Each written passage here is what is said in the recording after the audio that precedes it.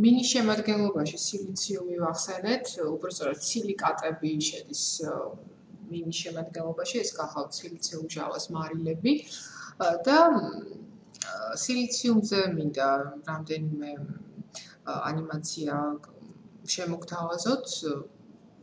ეს არის სპეციალური ვებ რესურსებიდან მოძიებული კლიპები. მსახიობები ასრულებენ ამ შემთხვევაში ქიმიკოსების როლს. სილიციუმი შედის რეაქციაში ჟანგბადთან და წარმოქმნის სილიციუმ 4 ოქსიდს.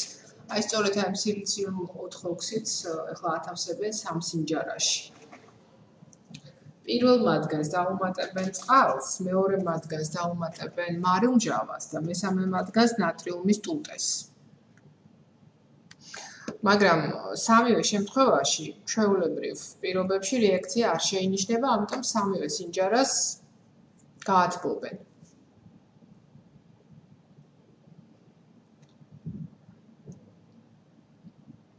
ეს არის სინჯარა წყლით, მაგრამ გათბობითაც კი ახლა ეს ისეთ გაოცებულ სახეს იღებს ეს მსახიობი, რომ როგორ დუხსო, მაგრამ გათბობითაც და ეს დუღილითაც კი რეაქცია არ წარიმართება, იმიტომ რომ სილიციუმ 2 ნალექში გამოიყოფა კვლავ.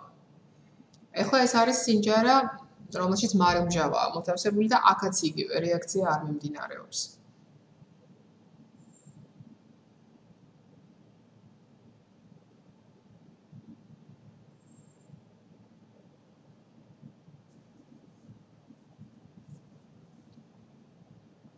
და მესამე სინჯარას იღებს, სადაც ნატრიუმის ტუტეა და აი მხოლოდ აქ წარიმართება რეაქცია.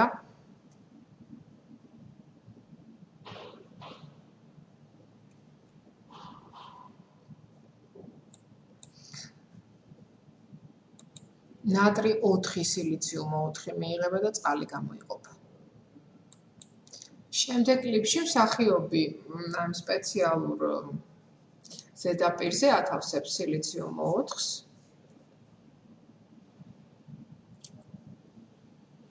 და მაგნიუმის ლენტას ანთებს, ანუ მაგნიუმის ლენტს ანთებს, ამიტომ გაიკეთეს ათვალე, იმიტომ რომ ეს ძალიან კაშკაშა ალით იწვის და შეიძლება მხედველობაზე იმოქმედოს.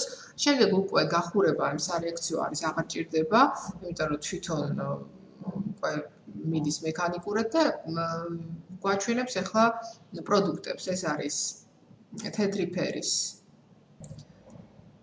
მაგნიუმის ოქსიდი და გამოყოფილი სილიციუმი. თავისუფლად გამოყოფილი სილიციუმი.